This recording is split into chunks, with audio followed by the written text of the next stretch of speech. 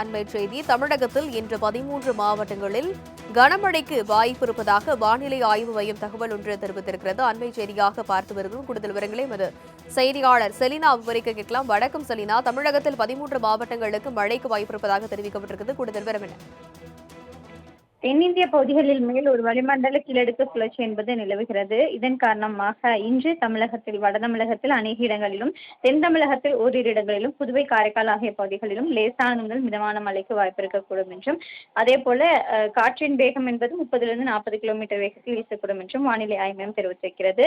குறிப்பாக கடலூர், விழுப்புரம், கள்ளக்குறிச்சி, திருவண்ணாமலை, பெரம்பலூர், அரியலூர், தஞ்சாவூர், திருவாரூர், நாகப்பட்டினம், மயிலாடுதுறை, மதுரை, புதுக்கோட்டை, சிவகங்கை ஆகிய மாவட்டங்கள் மற்றும் புதுவை காரைக்கால் ஆகிய பகுதிகளில் இன்று கனமழைக்கான வாய்ப்பு இருக்கக்கூடும் என்றும் வானிலை ஆய்வு மையம் தெரிவித்திருக்கிறது.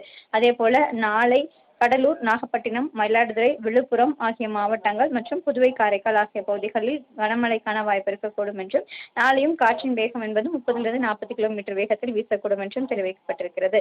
13ஆம் தேதியிலிருந்து 17ஆம் தேதி வரையிலும் தமிழகத்தில் ஓரிரு இடங்களிலும், புதுவை காரைக்கால் ஆகிய பகுதிகளிலும் லேசானது முதல் மிதமான மழைக்கு வாய்ப்பு இருக்கக்கூடும் என்றும், அதிகபட்சமான வெப்பநிலைக்கான மாறுதலின் மாற்றம் என்பது 11, 12 ஆகிய தேதிகளில் அதிகபட்சமான வெப்பநிலைக்கான மாற்றங்கள் குறைவாக இருப்பதாகவும், 13லிருந்து 15ஆம் தேதி வரையிலும் வெப்பநிலைக்கான மாற்றம் என்பது பெருமளவில் குறைவாக இருக்கும் என்றும், சற்று உயர்வதற்கான வாய்ப்பு இருக்கக்கூடும் என்றும் வானிலை ஆய்வு மையம் தெரிவித்திருக்கிறது. இயல்பிலிருந்து அதிகபட்சமான வெப்பநிலையான மாறுதல் என்பது 11லிருந்து 15 தேதி வரையிலும் புதுவை காரைக்கால் ஆகிய பகுதிகளிலும் அதிகபட்சமான வெப்பநிலை 2லிருந்து 3 டிகிரி செல்சியஸ் வரையிலும் வெப்பநிலை அதிகமாக இருக்கக்கூடும் என்றும் எச்சரிக்கை விடுக்கப்பட்டிருக்கிறது.